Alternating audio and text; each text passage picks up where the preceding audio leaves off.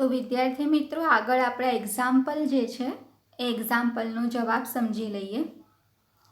Alibhai told Arjun. પહેલું વાક્ય જે હતું, આપણે જે ત્રીજું એક્ઝામ્પલ્સ ચાલે છે, to my surprise a big snow leopard appeared before me said Alibhai. How horrifying said Arjun. Keep quiet said the mother impatiently. Impatiently એટલે અધીરાઈથી. And ask what happen then. તો પહેલું વાક્ય જે છે વિધાન વાક્ય છે, એમાં પ્રશ્નનો જવાબ પણ નથી, ડાયરેક્ટ વાક્ય છે, એટલે આપણે ટોલ્ડ લખીશું કે અલીભાઈ ટોલ્ડ અર્જુન. હવે અલીભાઈ માત્ર અર્જુન સાથે જ વાત કરી રહ્યા ન હતા, પરંતુ અર્જુનની માતા સાથે પણ તે વાત કરી રહેલા, એટલે આપણે બે પાત્રનો ઉલ્લેખ કરી શકીશું. Alibhai told Arjun and his mother. પછી સંયોજક તરીકે ધેટ. ટુ હિઝ સરપ્રાઇઝ આપણે સર્વનામ બદલીશું. To his surprise a big snow leopard had appeared. સાદા ભૂતકાળનો પૂર્ણ ભૂતકાળ. હેડ અપિયર્ડ બિફોર હિમ. સર્વનામ બદલાઈ ગયું. બીજું વાક્ય ઉદ્ગાર વાક્ય હતું, એટલે અર્જુન એક્સક્લેમ્ડ વિથ સરપ્રાઇઝ. બરાબર. હાઉ હોરિફાઈંગ કેટલું બધું ભયાનક છે. એ વાક્યમાં ભય અને આશ્ચર્ય બંનેનો ભાવ છે, એટલે તમે એક્સક્લેમ્ડ વિથ ફિયર અથવા એક્સક્લેમ્ડ વિથ સરપ્રાઇઝ બંનેમાંથી કોઈ એક રિપોર્ટિંગ વર્બનો ઉપયોગ કરી શકો છો. Arjun exclaimed with surprise. પછી સંયોજક લખીશું ધેટ, અને આપણે ઉદ્ગાર વાક્યનું કઈ રીતે ઇનડાયરેક્ટ સ્પીચ કરવું એ શીખી ગયા છીએ. It was really horrifying. બરાબર. હાઉ એ વાક્યમાંથી નીકળી જાય, હાઉ નીકળી જાય. હોરિફાઈંગ, અને હોરિફાઈંગ ભાવની માત્રામાં વધારો કરવા માટે આપણે અહીંયા રિયલી નો ઉપયોગ કર્યો છે. મેં તમને સમજાવેલું છે કે રિયલી અથવા વેરી અથવા ઇન્ડીડ શબ્દનો ઉપયોગ થઈ શકે. તો Arjun exclaimed with surprise that it was really horrifying. Last sentence બહુ અગત્યનું, જે મેં તમને કીધેલું કે એક વાક્ય જે છે તે આજ્ઞાર્થ વાક્ય છે અને બીજું વાક્ય જે છે તે પ્રશ્નાર્થ વાક્ય છે. તો ધ મધર આપણે ઇમ્પેશન્ટલી પહેલાં લખી નાખીશું. The mother impatiently ordered Arjun. પહેલું વાક્ય આજ્ઞાર્થ વાક્ય છે. કીપ ક્વાયટ ચૂપ રહ. ચૂપ રહે. તો ચૂપ રહેવાની જે વાત છે તેમાં આજ્ઞાનો ભાવ છે, કે માતા જે છે પોતાના જે પુત્ર છે અર્જુનને ચૂપ રહેવાનું સૂચન કરે છે. અને ઇમ્પેશન્ટલી આપણને આપેલું જ છે. The mother impatiently ordered Arjun. ત્યારબાદ સંયોજક તરીકે to. Keep quiet and ask. બરાબર. એન્ડ આસ્કથી આપણે બે વાક્યોને જોડી દઈશું. તો and ask Alibhai what had happened than.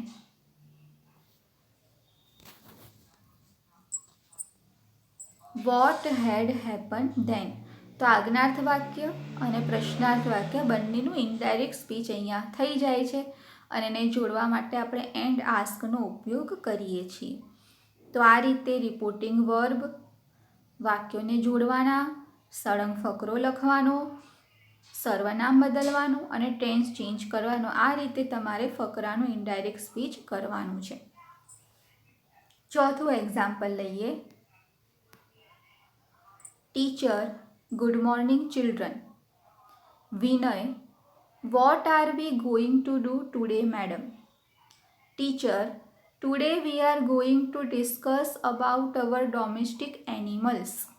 Vinay let's do something else please. Let's એટલે કે let us. Let us do something else please. આ સંવાદ વાંચતાની સાથે જ આપણા માઇન્ડમાં બે બાબતો સ્પષ્ટ થવી જોઈએ, કે ટીચર અને વિનય વચ્ચે વાતચીત થઈ રહી છે. પહેલાં ટીચર જે છે એ વિદ્યાર્થીઓને ગુડ મોર્નિંગ કહે છે. ત્યારબાદ વિનય પ્રશ્ન પૂછે છે કે આજે આપણે કયું કાર્ય કરીશું મેડમ. ટીચર જે છે જવાબ આપે છે અને વિનય પછી એવું કહે છે કે તેઓ કંઈક બીજું કાર્ય કરે તો વધારે સારું રહેશે. હવે આપણે જોઈ શકીએ છીએ કે આ વાક્યની આ ઉદાહરણની અંદર આપણે કેટલા ચેન્જ કરવા પડે. તો પહેલું જે વાક્ય જે છે શુભેચ્છાવાળું વાક્ય છે, એમાં કોઈ સંયોજક નહીં આવે. બીજું વાક્ય જે છે એમાંથી આપણે મેડમ જે છે શબ્દ રિમૂવ કરવો પડશે. સર મેડમ શબ્દ રિમૂવ થઈ જાય, એની જગ્યાએ આપણે replied with respect a reporting વર્બનો ઉપયોગ કરીશું. ત્યારબાદ છેલ્લું વાક્ય જે છે લેટ્સવાળું વાક્ય છે એ આપણે ધ્યાનમાં રાખીશું. તો આ રીતે આ જે છે એક્ઝામ્પલ ચોથું એનું આપણે ઇનડાયરેક્ટ સ્પીચ કરીએ. તો પહેલાં આવશે ટીચર વિશ્ડ ચિલ્ડ્રન ગુડ મોર્નિંગ. પહેલું વાક્ય જે છે શુભેચ્છાવાળું વાક્ય, અને મેં તમને સમજાવેલું છે કે શુભેચ્છાવાળું વાક્ય હોય એટલે એમાં વિશ્ડ આવે. ચિલ્ડ્રન આપણને આપેલું જ હતું એટલે આપણે અહીંયા ચિલ્ડ્રન લખીએ છીએ અને ત્યારબાદ કોઈ સંયોજકનો ઉપયોગ કરવાનો નથી. Good morning. Teacher વિશ્ડ children good morning. Vinay ask the teacher with respect. મેં તમને સમજાવ્યું તે મુજબ કે આપણે વિથ રિસ્પેક્ટ એડ કરી દેવાનું, કારણ કે આપણે વાક્યમાંથી મેડમ શબ્દ જે છે તે રિમૂવ કરીએ છીએ. તો વિનય પછી પ્રશ્ન છે એટલે ask the teacher with respect. WH વાળો પ્રશ્ન છે એટલે વોટનું વોટ જ રહેશે. What they were going to do that day. અહીંયા વી સર્વનામ બદલાઈને ધે થશે, આરનું વેર થશે અને ટુડેનું ધેટ ડે થશે. What they were going to do that day.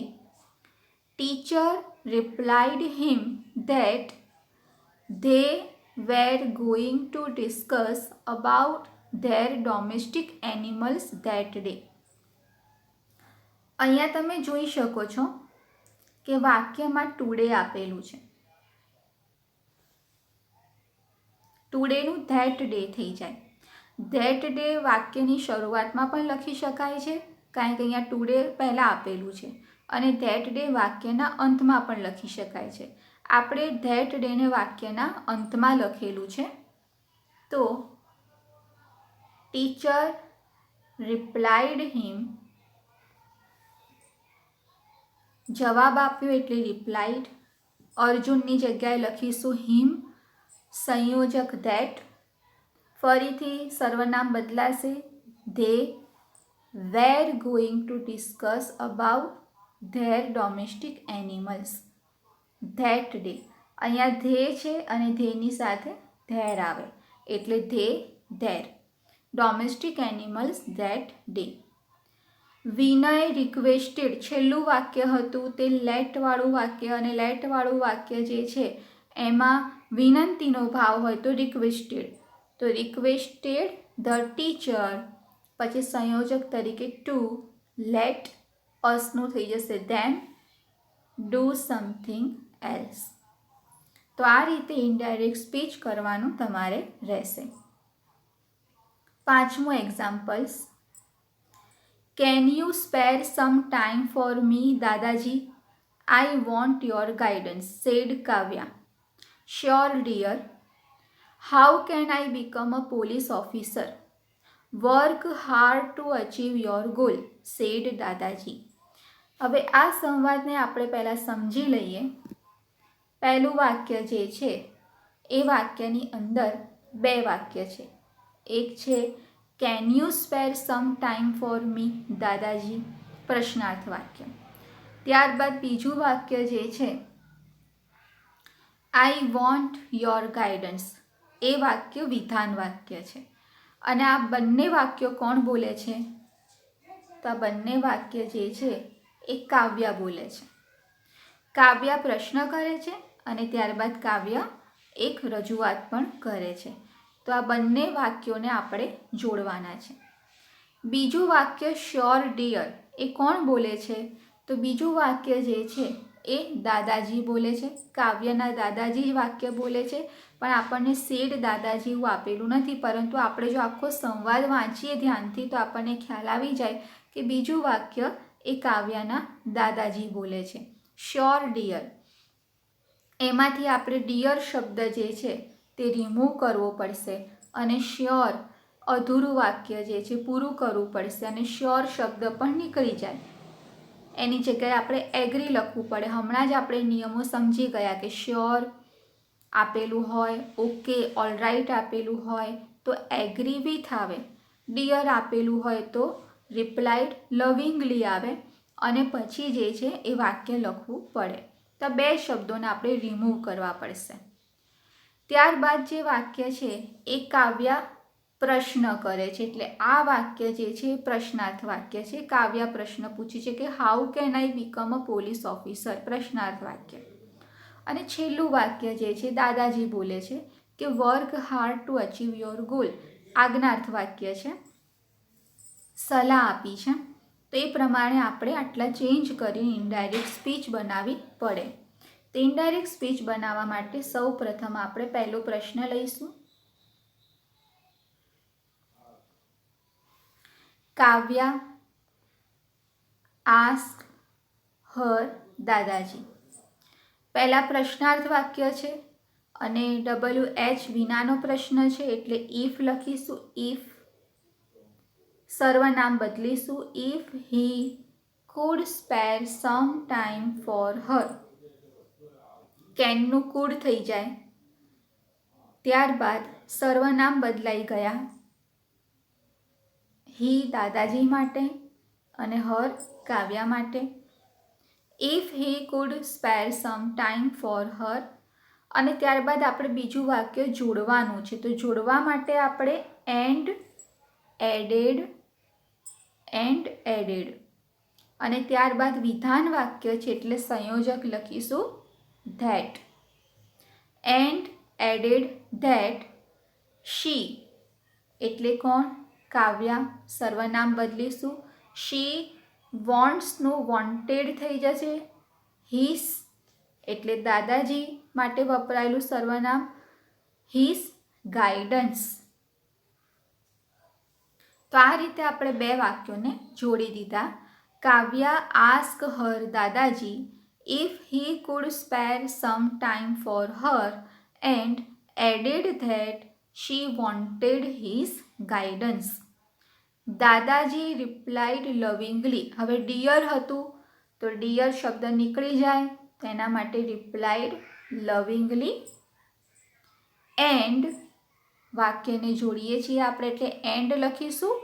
Sure માટે શું કરીશું? શ્યોર માટે એગ્રી વિથ હર. અહીંયા વાક્ય પૂરું થઈ ગયું. તો શ્યોર અને ડિયર એ બે શબ્દ આપણે વાક્યમાંથી કાઢી નાખીએ છીએ. ડિયર શબ્દ કાઢી નાખીએ તો આપણે લખીશું રિપ્લાઇડ લવિંગલી, અને શ્યોર શબ્દ કાઢી નાખીએ તો લખીશું એગ્રી વિથ હર. તો દાદાજી replied lovingly and agree with her. Kavya ask him how she could become a police officer. પછી પ્રશ્ન છે એટલે આસ્ક અને કેનનું could. How she could become a police officer. છેલ્લું વાક્ય આજ્ઞાર્થ વાક્ય છે. દાદાજી સલાહ આપે છે એટલે દાદાજી એડવાઇઝડ હર. હર એટલે કાવ્યા. દાદાજી એડવાઇઝડ હર. સંયોજક વાપરીશું to. Work hard to achieve. યોરની જગ્યાએ સર્વનામ બદલાશે હર ગોલ. તો આ રીતે ઇનડાયરેક્ટ સ્પીચ બનશે કે દાદાજી advised her to work hard to achieve Har goal. તો વિદ્યાર્થી મિત્રો, આ રીતે તમારે પરીક્ષામાં ઇનડાયરેક્ટ સ્પીચ માટે જો સંવાદ આપેલા હોય તો એનો તમારે આ રીતે ફકરો બનાવવાનો રહેશે, અને આ રીતે ફકરો બનાવીને સળંગ તમારે ઇનડાયરેક્ટ સ્પીચ લખવાની છે, જેમાં રિપોર્ટિંગ વર્બ, સંયોજક, ટેન્સ ચેન્જ, સમયદર્શક શબ્દમાં ફેરફાર, વાક્યોને જોડ્યા છે, અધૂરા વાક્ય, અધૂરા પ્રશ્ન પૂરા કર્યા છે, એના આધારે માર્કિંગ થતું હોય છે.